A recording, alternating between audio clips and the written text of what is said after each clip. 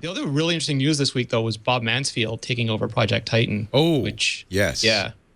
So let's talk about that. Bob is this, I love blue. He's the blue collar Bob, I call him. I love Bob Mansfield. He's a legend. Yeah, legendary in kind of ops, right? Operations guy. Yeah, well, he took over hardware engineering at Apple, and then he saw through the iMac, the iPhone, the iPad, and then he left, and Dan Riccio succeeded him. He came back briefly because the transition was... Oh, didn't he want to retire? Didn't Bob want to retire? His family wanted to spend more time with his money, is the usual saying that you get. But he was never fully retired. Like, you would still see him at campus, which is like some of the story says, like, he was, as far as I know, he was still involved, and he would still talk to Tim Cook, and he was there fairly regularly because he got seen around campus a lot. And the Project Titan, which is widely believed to be the Apple car, was under Dan Riccio, who's the current head of hardware engineering, because all of Apple's projects, like, are owned by different people within the organization. So like Apple Watch is owned by one executive, for example, and iPhone was owned by Scott Forstall. But as you go forward, him taking this over is really, really cool because Riccio has a ton of stuff on his desk because he's managing all the other hardware engineering teams.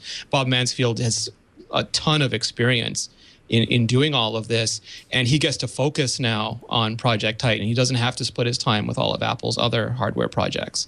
So for me, this is just a huge win. I mean, whether Apple ships a car, when it ships a car, and what other interesting stuff they're doing on top of the car, because I think the actual physical car is only one part of the really interesting stuff they're doing on that project. Having Mansfield there is just, it seems like a huge win for everybody. Where are we going to see an Apple car? To be determined. Apple doesn't pre-announce projects, so they can ship, however long it takes. I mean, people were saying 2019, 2020. Now they're saying 2020, 2021. Nobody wants a bad, premature Apple car, so take all the time you want, please. Right.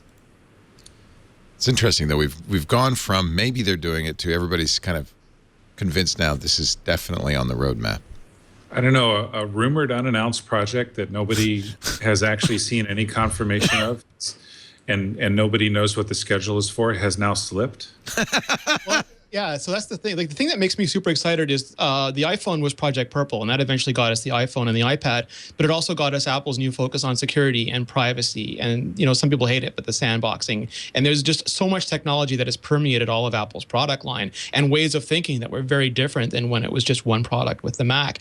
And when you're creating something like Titan, there's going to be all sorts of technologies. And I love that Project Titan is not on Apple campus, but is external to Apple campus, because that means it's not, stuck in every preconception that Apple has about every other product they've made. So to me, like, whether the car ships or not is sort of secondary. It'd be super cool, but everything that comes out of there, I think, is going to establish the culture and technology for Apple for the next 10 years. And I think that's the really exciting part.